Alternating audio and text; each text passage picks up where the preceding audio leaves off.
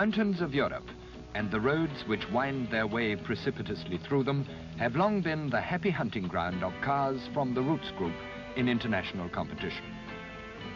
But the Geneva Rally of 1964 was an event of special interest. In it, the latest in this distinguished line was to make its rally debut, the Sunbeam Tiger.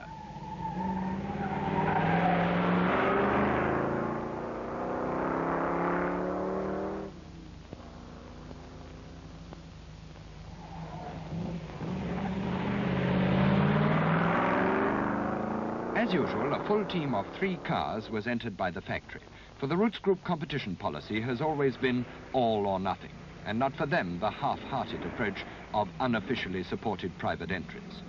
Leading the team, and incidentally the whole rally, in Sunbeam Tiger number 1, ID Tiny Lewis, so called for his enormous size, and his partner Barry Hughes.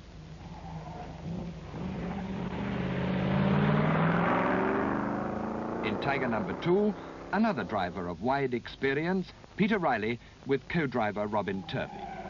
For Riley and his experienced teammates, this event was not a particularly grueling test of their personal stamina, a mere 1,100 miles in 52 hours. But with every yard of that distance mountainous and tight on schedule, and with a total of almost 100 miles of flat-out special sections, the Geneva Rally is well worthy its place in the European Championship. The Tiger team was completed by the blonde bombshell from Dublin, Rosemary Smith. With 2 wins of the ladies' prize in the Tour de France, the racing drivers' rally, behind her, Rosemary revelled in the performance of the Tiger's new 4.2-litre V8 engine.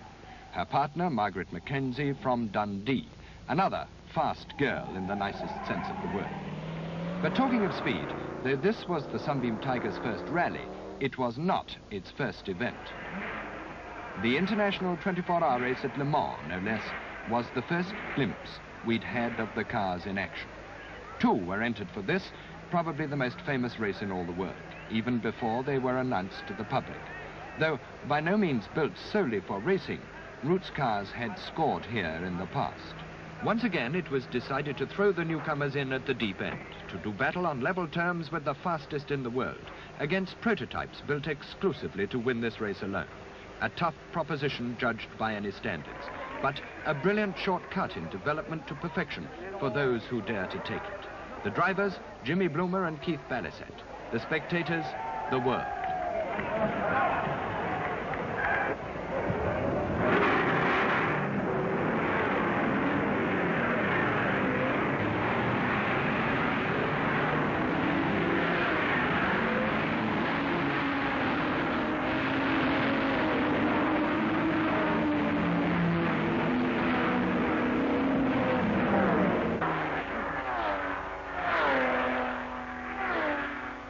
The Ferraris set the pace.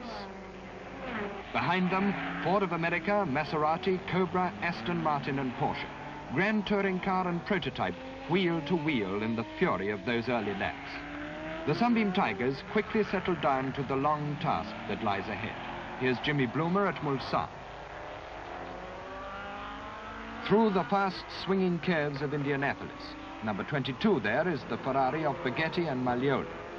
Team manager Marcus Chambers spots from the pit as Keith Balisette brings the Tiger sweeping up the straight at over 140 miles an hour.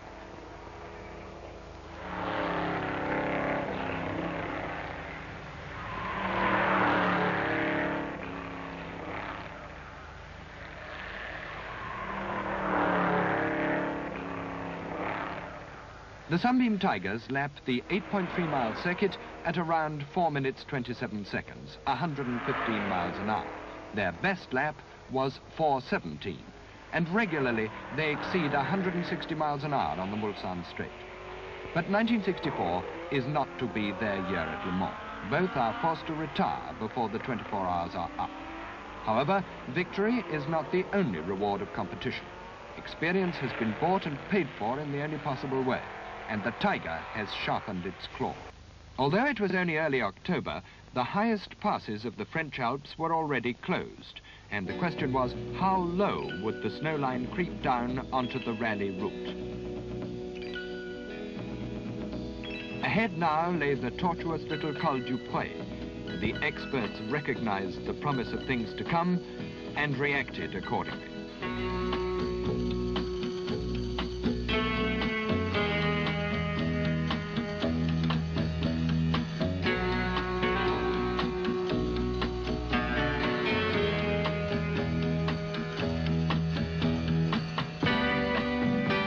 A car with a high reserve of performance at the disposal of a skillful driver can gobble up distance and snatch time in hand for the more treacherous sections of road. The Sunbeam Tiger team did just that.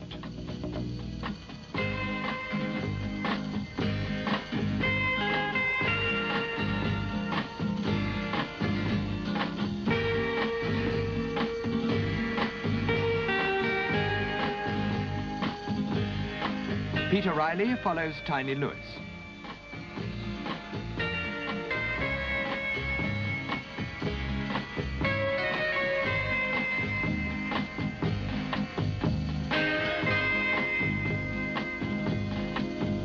And here's Rosemary Smith.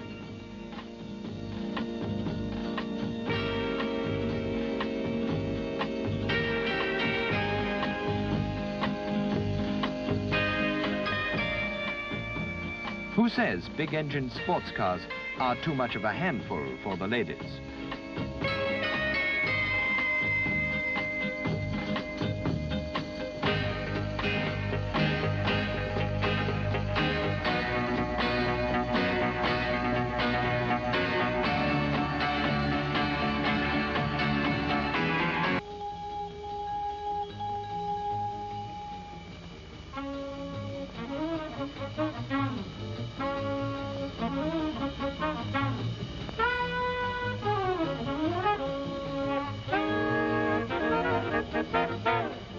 The city of Geneva is always a stirring sight, but never more so than at this time.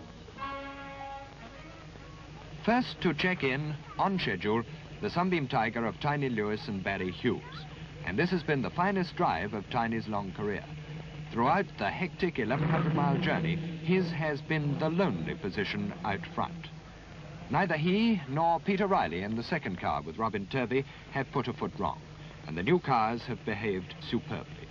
Their Alpine tryout has turned into a triumph, dominating throughout the most exciting section of the event, the over 2.5-litre class in the Grand Touring category.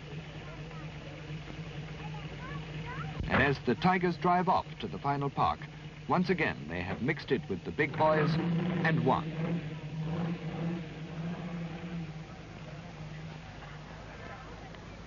Only 38 of the 74 starters check in at the finish.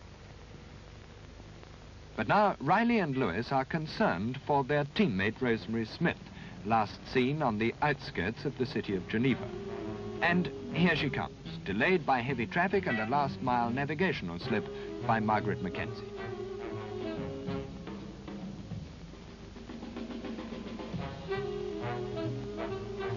Peter Riley hurries forward to welcome the girls to the finish, but politeness and team spirit are no consolation for the threatened loss of a certain place in the class.